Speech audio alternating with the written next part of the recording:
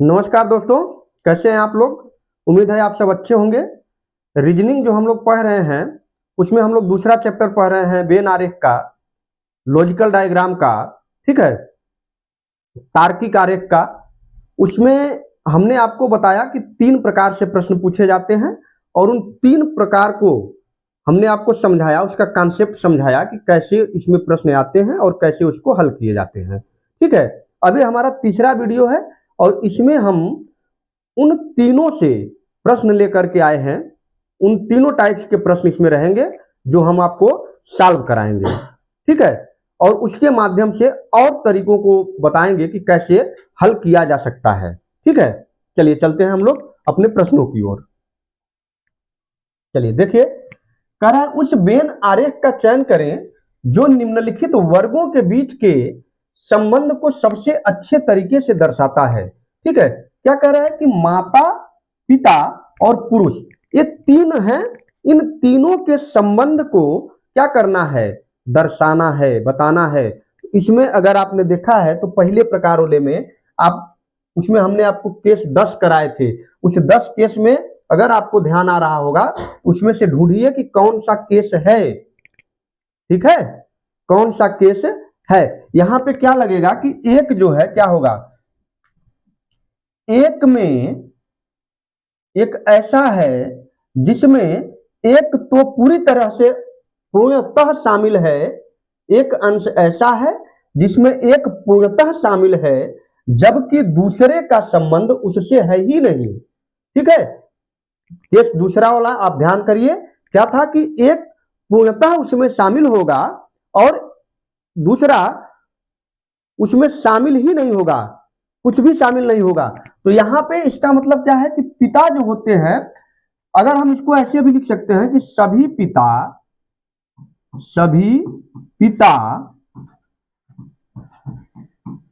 पुरुष होते हैं। बात सत्य है, इसमें कोई कहने की बात नहीं है, सभी पिता पुरुष होते हैं। तो अगर हम इसका डायग्राम बनाएं, अगर आपको बनाना पड़े तो आप कैसे बनाएंगे, ये पिता हो गए और ये पुरुष हो गए, ये पिता है और ये पुरुष है। अब देखिए हम क्या कहना चाह रहे हैं, एक में एक पूर्णतः शामिल है। क्या है, एक में एक पूर्णतः शामिल है। पुरुष में पिता पूर्ण रूप से डूबा हुआ है, शामिल है ना। जबकि माता जेंडर ही अलग है, इसलिए ये क्या होगा, इसमें पुरुष में शामिल ही नहीं है। न तो माता पुरुष हो सकती है, क्या होगा, न ही ये पुरुष है और न ही ये क्या है, पिता हो सकती है। माता तो माता है ना, ये क्या होगा, इसका एक ये बाहर बन जाएगा। अब ढूंढिए इसमें से कौन सा ऐसा डायग्राम है। बी वाला आपको दिख रहा होगा, उस टाइप का डायग्राम बना हुआ है। ये क्या है, ये पुरुष है और ये पिता है, जबकि ये क्या है, माता है। ठीक है, एक में एक पूर्णतः समाहित है जबकि दूसरा एकदम से समाहित नहीं है या एकदम अलग है। ठीक है, जो केस हमने आपको बताए थे, 10 टाइप के सवाल बताए थे, उसमें से आप देखेंगे तो ये मिल जाएगा। ठीक है, फिर देखिए क्या है, खेल का मैदान, स्टेडियम और क्या है, गोल पोस्ट है। ठीक है, देखिए stadium, goal post. Goal post क्या है, एक छोटा सा स्थान जहां पे गोलकीपर गोल करता है, जिसमें गेंद को डुबाता है, पिलाता है ऐसे लकड़ी से करके, है ना, जो स्टिक होता है, स्टिक से करके उसमें गेंद को ले जाता है, वो क्या होता है, वो गोल पोस्ट होता है। ठीक है, गोल पोस्ट हो गया वो। स्टेडियम, जैसे ये स्टेडियम हो गया तो इसके बीच में क्या हो गया, गोल पोस्ट हो गया, ये गोल पोस्ट और ये स्टेडियम है। स्टेडियम में ही तो गोल पोस्ट है ना भाई, स्टेडियम में ही तो। और स्टेडियम कहाँ है, स्टेडियम क्या है, पूरा ये खेल का मैदान ही तो है, ये खेल का मैदान है, ये खेल का मैदान, पूरा स्टेडियम खेल का मैदान।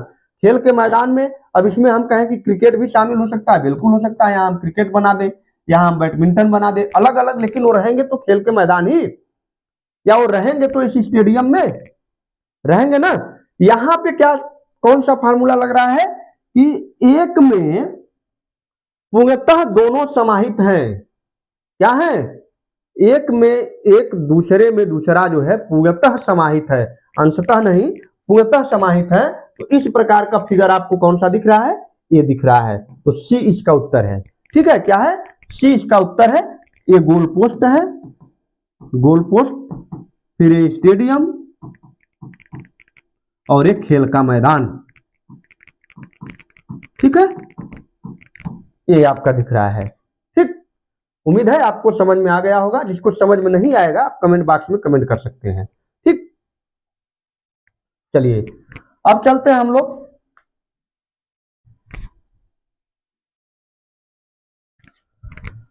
ये डॉक्टर हैं, पिता हैं और माता हैं। ठीक है, अब आप समझिए कि क्या करना है कि यह एक में दोनों एक में दोनों अंशतः समाहित हैं। अगर हम कहें तो एक आरेख में दोनों, ठीक है, या कहें कि पहले में दोनों अंशतः समाहित हैं, तो इसका डायग्राम क्या होगा कि ये डॉक्टर हो जाएगा और कुछ डॉक्टर माता भी हो सकती है और कुछ डॉक्टर पिता भी हो सकते हैं। कि नहीं, कुछ डॉक्टर, बिल्कुल कुछ डॉक्टर माता हो सकती हैं, कुछ डॉक्टर पिता हो सकते हैं, कुछ डॉक्टर पिता नहीं हो सकते हैं, कुछ डॉक्टर माता नहीं हो सकती हैं। ये भी तो संभव है। कुछ माता डॉक्टर नहीं हो सकती हैं, बिल्कुल। तो यहां कौन सा बनेगा, ए। ठीक है, आपको थोड़ी सी संभावना इसकी लग सकती है, लेकिन ये नहीं होगा। क्यों, क्योंकि ये इसमें एक ऐसा पॉइंट, ये जो पॉइंट आ रहा है यहां पे तीनों शामिल हो जा रहे हैं। इसका मतलब कि कुछ डॉक्टर माता, कुछ डॉक्टर पिता, या सभी डॉक्टर, ऐसा नहीं हो सकता। ठीक है, यहां पे ये होगा कि डॉक्टर पिता और माता। ठीक, चलिए हम लोग आगे चलते हैं। पिता पुरुष और चाचा को दर्शाने वाला क्या है। ठीक है, अब देखिए यहां पे एक सार्वभौमिक है और एक में दोनों पूर्णतः समाहित हैं। एक है, एक में दोनों पूर्णतः समाहित हैं। सार्वभौमिक क्या है, पुरुष। ये दोनों क्या है, पुरुष है। चाचा भी पुरुष है, पिता भी पुरुष है। क्या दिक्कत है, तो अगर हम यहां पुरुष कर दें और यहां चाचा को, यहां पिता को, तो क्या हर्ज है, कोई हर्ज है नहीं। अरे भाई दोनों हैं तो पुरुष, दोनों पुरुष हैं, तो इसको हम इस तरीके से बना सकते हैं और इसमें उत्तर जो हमारा हो जाएगा वो डी हो जाएगा। डी, ये पुरुष, पुरुष में पिता चाचा दोनों हैं। अब ये कहें कि चाचा ही, अब देखिए ये एक है फिगर जो आपको क्या कर सकता है, अब या तो ये कह सकते हैं आप, ये पुरुष, ये पिता, ये चाचा। नहीं, सभी पुरुष पिता और चाचा तो पुरुष एकदम एग्जैक्ट है ना, कि होंगे ही होंगे। क्या दिक्कत है इसमें, अगर इसकी आप बात करें, अब ये हो जाएगा कि कुछ पुरुष चाचा हैं दोनों, या तो कुछ चाचा भी हैं कुछ पिता भी हैं। ये कैसे हो सकता है, या तो चाचा होंगे या तो पिता, अलग अलग होंगे ना। तो यहां जो दर्शाएगा वो क्या दर्शाएगा, ये पुरुष है, पुरुष में पिता है और ये चाचा है। ये डायग्राम सही होगा, कौन सा, डी। ठीक है, उस वेन आरेख का चयन करें जो निम्नलिखित वर्गों के बीच के संबंध को सबसे अच्छे तरीके से दर्शाता है। क्या है, हाइलाइटर है, स्टेशनरी है और इरेजर है। अब देखिए स्टेशनरी, हमने कहा कि एक में दोनों समाहित हैं। स्टेशनरी है, स्टेशनरी में हाइलाइटर भी है और इरेजर भी है। तो सेम पीछे वाला फार्मूला अपना लीजिए, ये स्टेशनरी हो गया, ये स्टेशनरी हो गया और इसमें हाइलाइटर। अब हाइलाइटर इरेजर तो नहीं हो सकता, नहीं इरेजर हाइलाइटर हो सकता है। ये दोनों अलग अलग चीजें हैं ना। हाइलाइटर हाईलाइट करने के काम आता है ऐसे ऐसे करके, इरेजर उसको हटाने के काम आता है, मिटाने के काम आता है। ठीक है, लेकिन दोनों ही स्टेशनरी के समान हैं। तो इसका आरेख कौन सा बनेगा, ये बनेगा। एक में दोनों पूर्णतः समाहित हैं। ठीक, नारी, मां और क्या, डॉक्टर। ठीक है, अब इसमें थोड़ा सा आपको समझने की जरूरत है। नारी, मां और डॉक्टर। अगर आप ये कहें कि ये पहला फिगर कि अगर हम कहें कि ये नारी हो गई, ये माँ हो गई, ये डॉक्टर हो गई, तो इसमें कुछ तो छूट जा रहा है ना, कुछ छूट जा रहा है। ठीक है, यहाँ पे सार्वभौम क्या है कि नारी माँ भी हो सकती है और डॉक्टर भी हो सकती है। क्या है, नारी माँ भी है और डॉक्टर भी है। उसका अगर हम फिगर लगाएं तो देखो, जो माँ है वो माँ सभी नारी है। यहां पे कॉन्सेप्ट क्या काम करेगा कि जो माँ है, माँ हमेशा नारी ही तो होगी ना। क्या माँ पुरुष हो सकता है क्या? बिल्कुल नहीं। तो माँ नारी ही हो सकती है। तो इसका मतलब कि अगर हम कहें ये माँ है और ये नारी है, इसमें क्या हर्ज है? कोई हर्ज नहीं है। ये माँ है और ये नारी है। और फिर कह रहा है कि और डॉक्टर भी हैं। तो कुछ माँ डॉक्टर हो सकती हैं, कुछ नारी डॉक्टर हो सकती हैं। इन दोनों में से हम लेकर के जाएंगे। इन दोनों में अंशतः ये समाहित है। डॉक्टर इन दोनों में अंशतः समाहित है, आंशिक रूप से समाहित है। तो इसका जो फिगर बनेगा वो सी बनेगा। ठीक है, सभी माँ नारी हैं, जबकि कुछ माँ डॉक्टर हैं, कुछ नारी डॉक्टर हैं। ठीक, तो इसका जो बनेगा वेन डायग्राम वो कौन सा बनेगा? सी वाला, और यही करेक्ट उत्तर होगा। ठीक है, चलिए उस वेन आरेख का चयन करें जो निम्नलिखित वर्गों के बीच के संबंध को सबसे अच्छे तरीके से दर्शाता है। दूध, बकरी, गाय और क्या? मुर्गी। ठीक है, दूध, बकरी, गाय और मुर्गी। देखो यार, अगर आप देख पा रहे हो तो दूध को बकरी और गाय दोनों देगी, तो यानी दूध में बकरी भी शामिल, गाय भी शामिल। लेकिन क्या मुर्गी दूध देती है क्या? अरे मुर्गी तो अंडा देगी ना, तो मुर्गी इसमें कैसे शामिल हो जाएगी? मुर्गी इसमें शामिल नहीं होगी, तो मुर्गी को बाहर रखो यार, इसको अलग हटा दो। दूध देने वाले जानवरों को एक में कर लो। ठीक, तो जो दूध देने वाले हैं कौन कौन?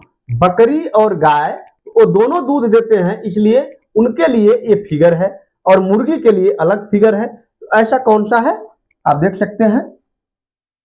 हाँ, ए डी, डी वाला।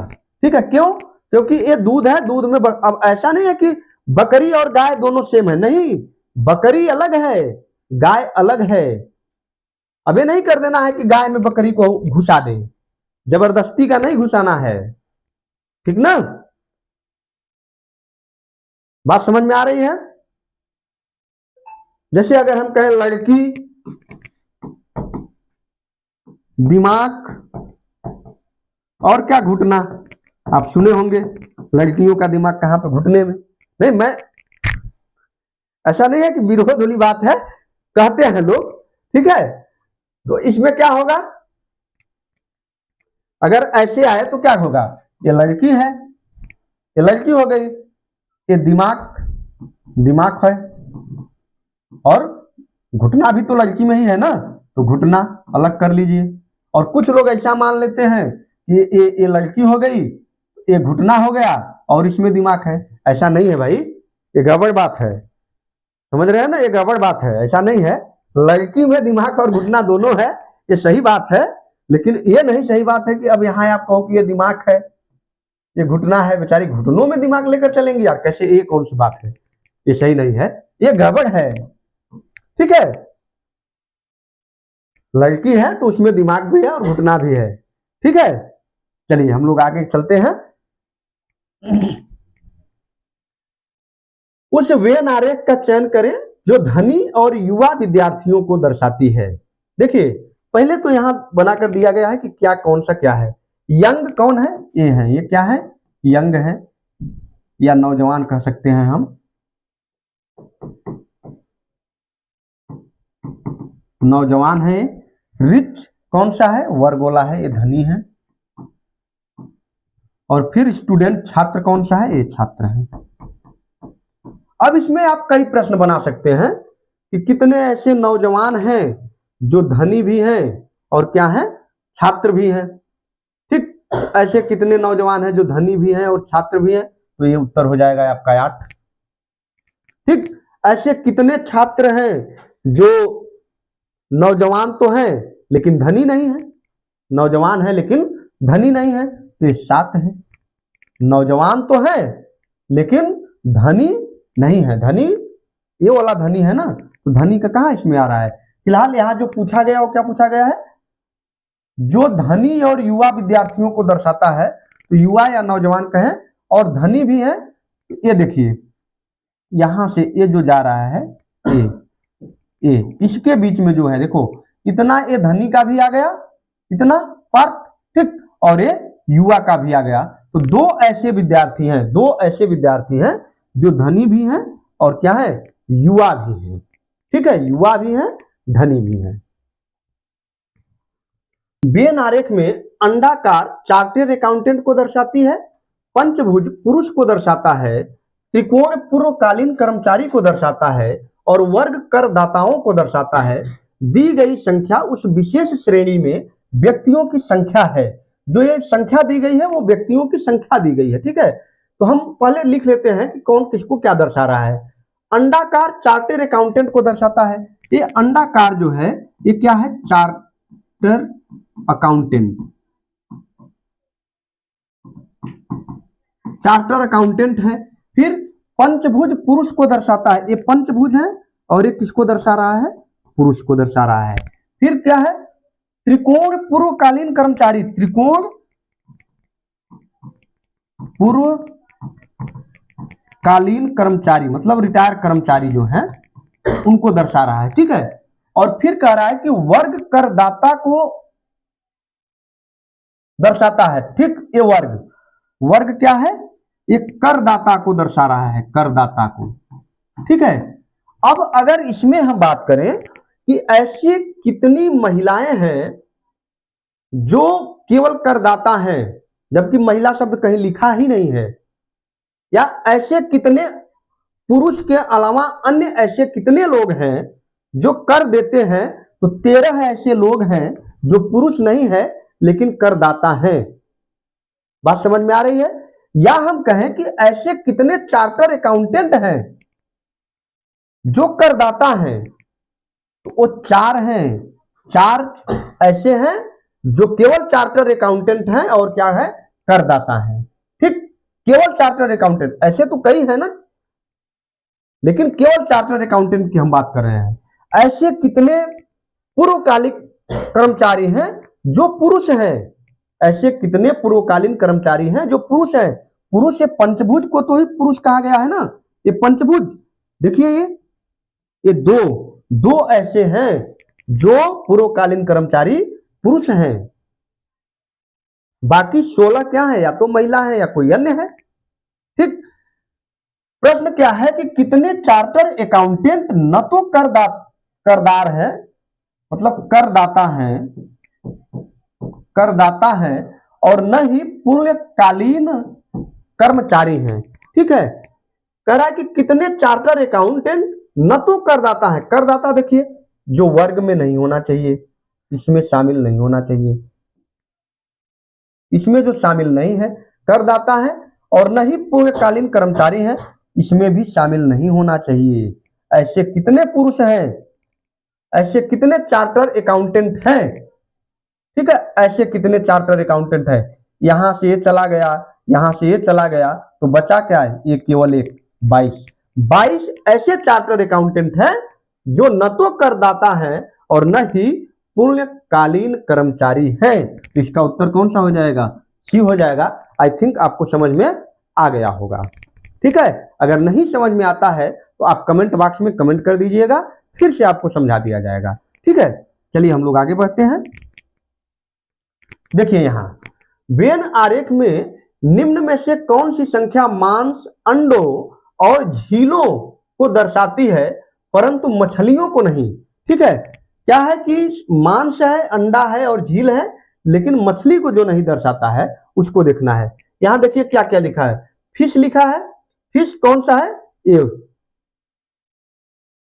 जो है रेक्टेंगल जो आयत है वो किसे दर्शाता है, ये मछली को दर्शा रहा है, ये मछली दर्शा रहा है। फिर प्राउंस मतलब ये तो झींगा हो गया भाई, झींगा, इसका मतलब यहां झील नहीं क्या होना चाहिए, झींगा, झिंगो। ठीक है, ठीक। तो झींगा को कौन दर्शा रहा है? त्रिभुज। त्रिभुज ये क्या है? ये झींगा है। फिर क्या दर्शा रहा है? मीट को कौन दर्शा रहा है? ये वर्ग। वर्ग क्या है? मीट को दर्शा रहा है, यानी मांस को दर्शा रहा है। और वर्गाकार किसको दर्शा रहा है? अंडा को। ठीक है, अगर टोटल अंडा वाले हम पूछे तो 10, 7, 17, 8 जोड़ लीजिए उसमें, फिर 2 जोड़ लीजिए, 8, 2, 10, 10, 20, 20, 14, 30, 5, 35, 7 जो हो जाएगा 42। अगर टोटल हम अंडे वाले को बात करें, इसमें अंडा शामिल है, अगर टोटल ऐसे पूछ ले कि टोटल अंडे में कितने लोग शामिल हैं, ठीक है, तो टोटल अंडे में ऐसे पूरा इसका जितना घेरा जाता है उसको आपको काउंट कर लेना है। सिंपल सी एकदम बात है। ठीक है, यहां पे क्या पूछा गया है कि कौन सी संख्या मांस, अंडों और झींगों को दर्शाती है? मांस भी है, अंडा भी है और झींगा है, लेकिन मछली नहीं है। तो पहली बात तो आप मछली को काट दीजिए, एकदम साफ हटा दीजिए मछली को। मछली कहां से कहां तक? ये खत्म, इसको आप भूल जाइए। 8, 2, 6, 3, 5 ये संख्या आप भूल जाइए, इसमें से कोई भी उत्तर हो ही नहीं सकता। फिर कह रहा है कि कौन सी संख्या है जो मांस, अंडों और झींगों को दर्शाती है, जिसमें तीनों हो। देखिए, अगर हम 9 की अगर बात करें तो ये झींगा है, लेकिन क्या मीट है? नहीं है। अगर हम 4 की बात करें तो 4 अंडा है? नहीं है। लेकिन ये 15 की अगर हम बात करें तो ये 15, ये देखिए आप, ये मीट भी है, ठीक है, और इसके अंदर है मतलब झींगा भी है, और सर्कल के अंदर है मतलब वो क्या है? अंडा भी है। तो 15 इसमें ऐसी संख्या है जो इन तीनों को दर्शाती है, लेकिन मछली को नहीं दर्शाती, क्योंकि 15 मछली वाले में नहीं है। ठीक है, तो ये हमारे आज के प्रश्न थे। हमें उम्मीद है कि अब ये पूरा का पूरा चैप्टर, ये पूरा का पूरा जो लेसन है वो आपको समझ में आ गया होगा। अगर किसी को, किसी विद्यार्थी को दिक्कत है, किसी स्टूडेंट को दिक्कत है, तो आप कमेंट बॉक्स में कमेंट कर दीजिएगा, फिर से हम लेकर के प्रश्नों को आपको समझा देंगे। ठीक है, तब तक के लिए धन्यवाद।